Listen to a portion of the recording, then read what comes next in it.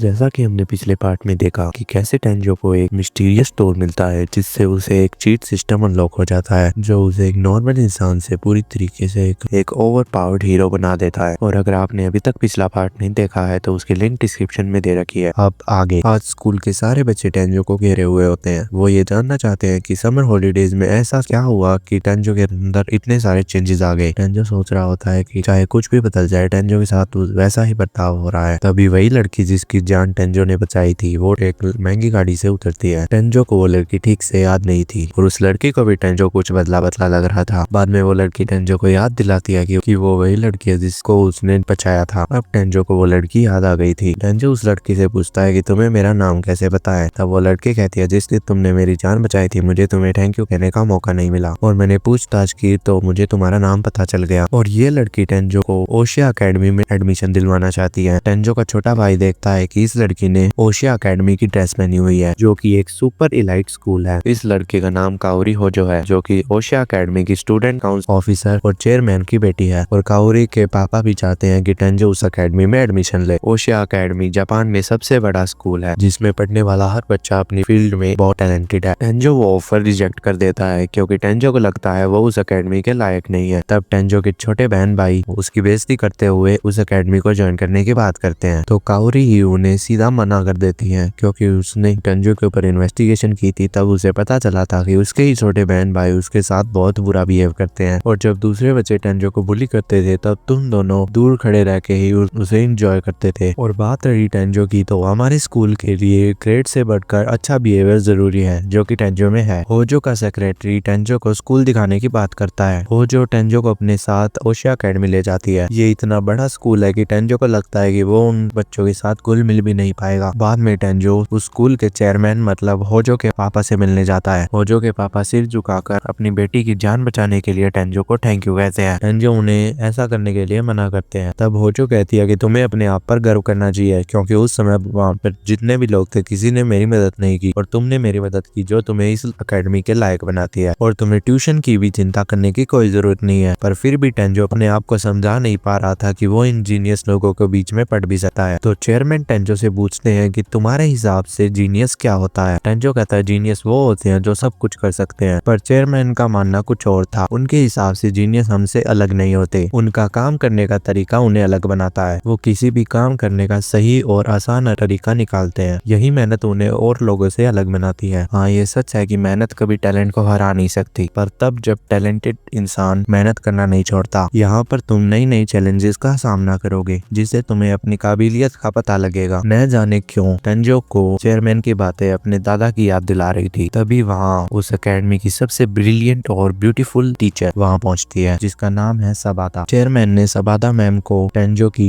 Trial class के लिए बुलाया था पर टेंजो अंदर जाने से घबरा रहा था। टेंजो ने सोच लिया था कि अगर बात बिगड़ी तो वो अपने पुराने स्कूल वापस चला जाएगा। टेंजो अंदर जाता है और पूरी क्लास को अपना इंट्रोडक्शन देता है। पूरी क्लास शांत हो चुकी थी। यहाँ टेंजो अपने आप को बेवकूफ समझ रहा था पर पूरी क्लास टेंजो की खूबसूरती देखकर हैरान थी। सबाता टेंजो को विंडो लास्ट कॉर्नर सीट पे बैठा देती है और टेंजो के पास नोटबुक नहीं थी इसलिए वो उसे पास वाली स्टूडेंट से मांगने को कहती है। पर उससे पहले ही उस लड़की ने वो दोनों बेंचेस कनेक्ट कर लिए थे। टेंजो यहाँ उस लड़की से बात करने की कोशिश करता है पर वो लड़की कम बोलने वालों में से थी जिस कारण टेंजो को लगता है वो उसे पसंद नहीं करती। और यहाँ काओरी को टेंजो की फिक्र हो रही थी पर टेंजो को क्लास में बहुत मजा आ रहा था। और यहाँ लंच में टेंजो को सारे बच्चे घेर लेते हैं और उससे पर्सनल सवाल पूछने लगते हैं। तब रियू नाम का स्टूडेंट टेंजो को बचाता है जो बात करने में बहुत अच्छा है। ये देख के टेंजो को बहुत हैरानी हो रही थी। बाद में रियू टेंजो को लंच के लिए इनवाइट करता है। इधर का खाना अच्छा होने के साथ साथ सस्ता भी था और एक स्पेशल आइटम हर बच्चे को फ्री में दी जा रही थी। बाद में रियू का दोस्त शिंगो उन दोनों को पास बुलाता है। शिंगो भी उन्हीं की क्लास में पढ़ता है। उनके बीच में एनीमे की बात चल रही थी। टेंजो ये देख के हैरान था कि यहाँ के स्टूडेंट एनीमे देखते हैं। सारे बच्चे टेंजो को ही घूर रहे थे। टेंजो को लग रहा था कि ये उसकी ड्रेस की वजह से है जो सबसे अलग है। रियू टेंजो को बताता है कि ये तुम्हारे ड्रेस की वजह से नहीं तुम्हारे चेहरे की वजह से है। खैर तुम कौन से क्लब में हो अभी। पर टेंजो अभी कोई सी भी क्लब में नहीं था। रियू स्पोर्ट्स में बहुत अच्छा है इसलिए बहुत सारे स्पोर्ट्स क्लब से ऑफर आता रहता है जिसकी वजह से रियू कंफ्यूज होकर होम क्लब को ज्वाइन कर लेता है। और शिंगो वीडियो गेम क्लब में है। स्कूल में गेमिंग कंसोल ला सकते हैं क्योंकि टीचर्स को भरोसा है कि वो क्लास में इसे यूज नहीं करेंगे। स्कूल खत्म होने के बाद टेंजो चेयरमैन से मिलने जाता है और उनके स्कूल की तारीफ करता है पर अपने आप को उस एकेडमी के लायक नहीं समझता। बाहर होजो उसी का वेट कर रही थी। वो उसका डिसीजन जानना चाहती थी। टेंजो कहता है वो श्योर तो नहीं है पर उसे वापस आना जरूर अच्छा लगेगा। बाद में होजो टेंजो को मार्केट लेके आती है। होजो भी पहली बार इस मार्केट में आई थी क्योंकि उसके पास पहले कोई ऐसा नहीं था जिसके साथ वो मार्केट जा सके, और पहली बार भी वो टेंजो के साथ आई थी। टेंजो ये सुन के शर्माने लगता है और बात को बदलने के लिए टेंजो उसे आइसक्रीम खरीद देता है। उन दोनों को आइसक्रीम बहुत अच्छी लगती है और वो कहते भी साथ है। यहाँ उसे मजा तो आ रहा था पर उसे ये डर भी था कि अगर वो ज्यादा खा लेगा तो उसका वजन वापस ना बच जाए। और उसे ध्यान आता है कि उसे होजो से पूछना था कि उसने उसे पहचाना कैसे, क्योंकि पिछली मुलाकात से टेंजो के अंदर बहुत सारे चेंजेस आ गए हैं। तब होजो कहती है कि उसने उसकी आंखों से उसे पहचाना था क्योंकि उसकी आंखों में आज भी वैसी ही मासूमियत है। होजो गुस्सा हो जाती है क्योंकि अभी तक टेंजो उसे उसके दूसरे नाम से ही बुला रहा था और अब तो वो बहुत अच्छे दोस्त भी बन चुके हैं। होजो चाहती है कि वो उसे उसके पहले नाम से बुलाए, यानी वो उसे काओरी कह के बुलाए। टेंजो घबरा गया था क्योंकि जापान में कोई किसी का पहला नाम तभी ले सकता है जब वो उसका खास हो या लवर हो। टेंजो उसे काओरी कह के बुलाता है। ये सुन के काओरी इतनी खुश होती है कि उसे अपनी आइसक्रीम खिलाना चाहती है। टेंजो के दोनों गाल एकदम लाल हो जाते हैं क्योंकि ऐसा करने से उनके बीच पहली इनडायरेक्ट किस हो जाएगी, पर फिर भी टेंजो वो आइसक्रीम खा लेता है। टेंजो का टमाटर जैसा लाल मुंह देख के काओरी को एहसास हो जाता है कि उसने कितनी बड़ी गलती कर दी है। काओरी उसे इस चीज के लिए माफी मांगती है। उन दोनों के बीच की ये ऑकवर्ड मोमेंट खत्म करने के लिए टेंजो उसे अपनी आइसक्रीम ऑफर करता है। उनके बीच की एक क्यूट मोमेंट देख के बाकी सारे लोग उन्हें एक क्यूट कपल समझते हैं। बाद में टेंजो ब्लड ओगरे से मिले हुए कपड़े पहन के वापस उसी दुनिया में आ जाता है और सबसे पहले वो स्लाइम मॉन्स्टर्स को खत्म करता है। पर अब अच्छे लेवल के मॉन्स्टर को खत्म करने पर भी टेंजो का लेवल बहुत धीरे धीरे बढ़ रहा था और उसे लगता है कि उसे और लेवल बढ़ाने के लिए फेंस की दूसरी तरफ जाना पड़ेगा जहाँ उसके साथ कुछ भी हो सकता है। फेंस के बाहर पैर रखते ही उसे किसी की चिल्लाने की आवाज सुनाई देती है। टेंजो उस आवाज का पीछा करते करते कई घायल सिपाहियों के बीच में पहुंच जाता है जिनको इस गॉब्लिन जनरल ने मारा था। यहाँ एक लड़की की जान खतरे में थी। उसे बचाने के लिए टेंजो सीधा गॉब्लिन जनरल से पंगा ले लेता है, पर ये गॉब्लिन जनरल कोई आम मॉन्स्टर नहीं था, पर फिर भी टेंजो बहुत पावरफुल हो गया है। जब टेंजो का ध्यान उस लड़की पे जाता है तो गॉब्लिन जनरल उस पे वापस हमला करता है। टेंजो को उस मॉन्स्टर से लड़ने में बहुत परेशानी हो रही थी, पर टेंजो अपने अलग अलग वेपन्स को यूज करके उस गॉब्लिन जनरल को खत्म कर देता है। पर वो वहाँ ज्यादा देर तक रुक नहीं सकता था क्योंकि उस लड़की को बचाने वाले लोग वहाँ पे पहुंच चुके थे।